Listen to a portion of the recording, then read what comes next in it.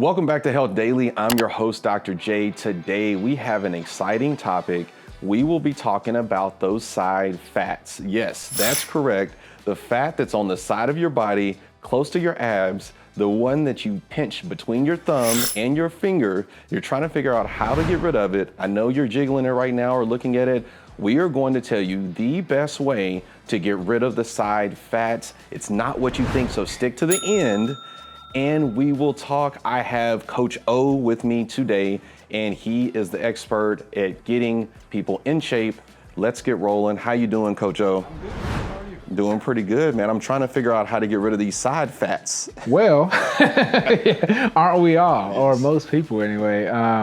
So it's interesting. I think we talked about exercises that target the area, but I mean, it's kind of a misnomer. Like, one of the things like we learned and we know now is that you can't do an exercise to target fat loss. However, you can target developing the muscle in that area. And so I think the main focus is always going to be nutrition when it comes to losing body fat, right? It's going to come down to nutrition.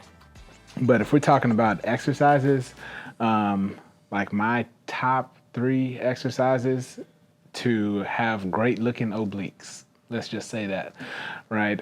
Number 1, if you are able, I don't think anything beats sprints. Sprinting? Like running? Like running sprints. Okay. I don't think anything beats it. And I think it's like just the torque, because you got the hip flexors going, it's just like a natural core builder. Sprinters don't have that problem, right? That's true. That's true. There's not a lot of sprinters with side fats. Yeah, and so, but beyond that, you're just thinking about like training that area. That area is meant for a lot of rotation, right? So, Russian twists is a great one, right? But it's not just rotation, right? I mean, we can, like, as long as you're keeping your core engaged on a side plank. The variation of side plank that I prefer is more dynamic, and I call them hip taps. So you're in a side plank and you allow that hip to go down, tap the ground, and then come back up to your side plank. So that just kind of gets some stretch and contraction to that area. I know which one you're talking about. You know I actually hate that one. Do you? So I guess I need to increase that for my side hip fats. taps. I mean, I learned that one a long time ago because, gosh, I think I was in college when we had to do those. Sitting there doing, like, what are we doing? The next day I knew. I was like, oh man, like it's just like really sore in the oblique area. So, you're right. I do remember feeling it on the side. I do remember this though. The people that have issues with the rotator cuff probably have issues with maybe doing the hip taps just because they're leaning on that one shoulder. So sense. I guess if you Russian twist or maybe sprinting, you don't have that issue. Yeah, not so much. Yeah, I mean, yeah. I would say so. Like I love sprinting just because of like just the torque and the amount of power that's kind of generated throughout the whole body, but really in that core area, like it's just underrated, I think. And so, yeah, if you are able, sprinting, number 1, and it's like short bursts, right? Short 10, 20-second bursts. But the other thing is that it's like when it comes down to it, you want to make sure that you are burning body fat. Period. And so high intensity training is proven, right, to burn body fat. And now you're not targeting side fat, but that's going to happen, right? When you start to lose fat, you're going to lose that side fat. But if you're trying to train that area so that you have some good looking obliques when that side fat is gone, then yeah, some rotational stuff. Even some things I've seen with landmine, like they're doing a lot of like rotational landmine, explosive type with weight on there, and like if you're doing landmine rotation with the press on the end, I think are really great exercises and fun. Those are really fun too, to kind of implement with clients. Like, I don't know what it is about it, but it's a different kind of movement that I enjoy doing too. Okay, yeah. So, and remember, if you like this content, make sure you like, subscribe, comment below. Let's get interactive with these conversations, and then make sure you click that bell notification, and so you know when these videos are coming out. So right now, I have in my head, I have sprinting, I have Russian twists, hip taps, landmines, and hit. And overall, I really need to look at the nutrition for reduction of fat.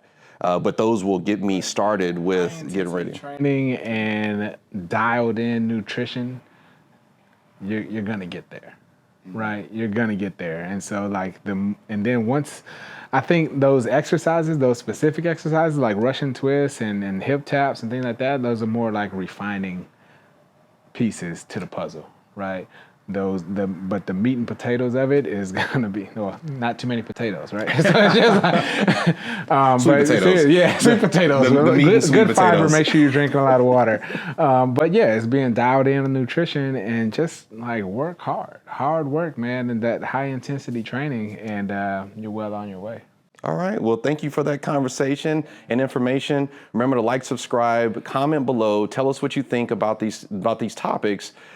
I have Coach O with me today. So we talked about side fats. So just to recap, we have overall nutrition that we need to keep track of, and that's number one that I need to be focused on, correct? That's correct. And And it's different, right, for everybody, but you figure out like your BMR, your basal metabolic rate, how many calories like you burn just being alive, number one, because then you can find out like what your caloric deficit needs to be. You do need to be at a caloric deficit to burn fat efficiently, right?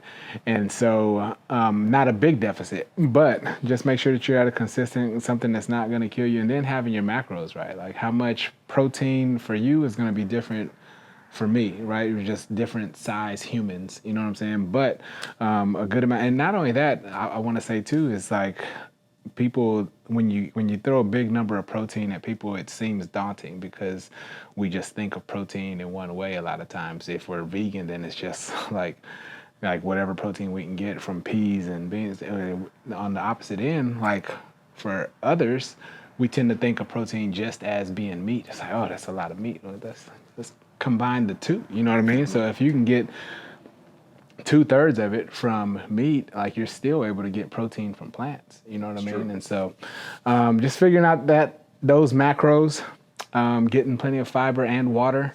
Yeah. Okay. So kind of going back to what you talked about, really understanding how many calories it takes me just to live. And we're not talking about working out. We're not talking about any extracurricular activities. We're talking about mostly my day in, day out, calories that I need just to wake up and do what I do on a normal basis.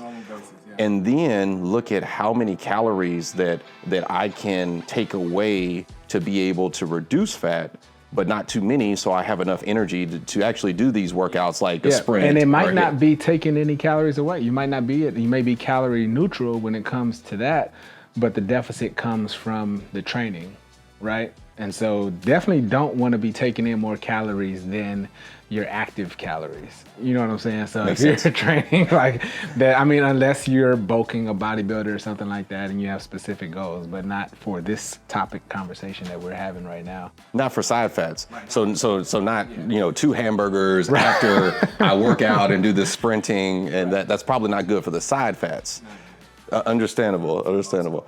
So we have a Coach O here talking about side fats. We've now learned how to reduce those side fats. It's definitely swim season. We're starting to see social media completely explode with these bikini pics, shirtless pics.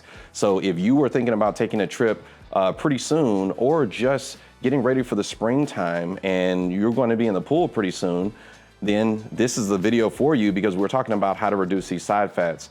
But thank you for joining me today, Coach O. Health Daily, I'm Dr. J. This is Coach O talking about side fats. Make sure you like, subscribe. We'll see you tomorrow. Thank y'all.